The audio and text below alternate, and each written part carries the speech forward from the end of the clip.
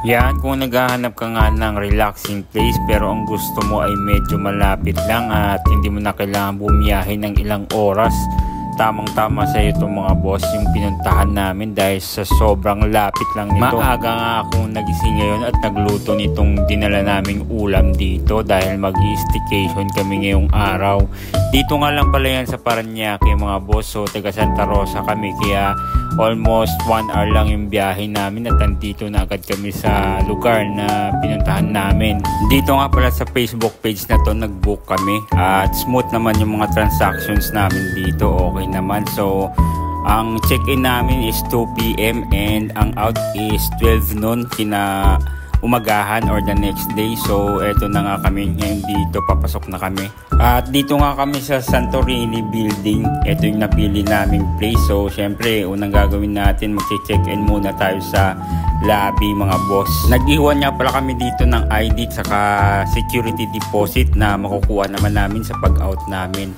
Yan, at pagpasok nga namin dito mga boss, yan agad ang bubungad, merong maliit na billiard table, tapos ito yung sala or living room pala tawag dyan, ayan, saka may TV. Tapos ito naman yung kwarto nila, bali dalawa yung kwarto pala dito, tapos merong extra na mga foam dyan na pwedeng gamitin.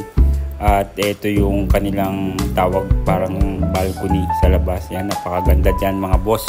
Bali, swimming pool nga pala yan dyan mga boss, tapos may wave pool yan, pero merong mga buhangin para parang nasa beach ka na rin, parang beach vibe yung ano niya, yung dating.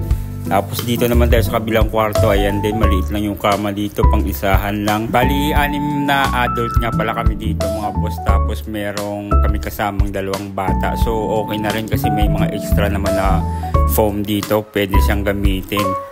Yan, at ito nga pala yung kusina nila, so pwede naman pala dito magluto, kaya lang hindi pwede yung mga malalansa, kaya syempre dapat yung lutuin mo yung mga mabilisan lang like mga noodles siguro. Bali bawal nga daw magluto dito ng mga isda, saka basta yung mga malalansa bawal daw kasi siguro nga baka umamoy sa loob ng room na to. So ayan, may freezer din sila, tapos merong mga grocery dyan, merong anis store, yung kukuha ka lang tapos babayaran mo na lang. At isa nga pala sa mga nagustuhan ko dito mga boss, dahil maliban dun sa billiard table na yun, meron silang PSP dito, PS Sport, tapos meron mga board games na pwede nyong gamitin.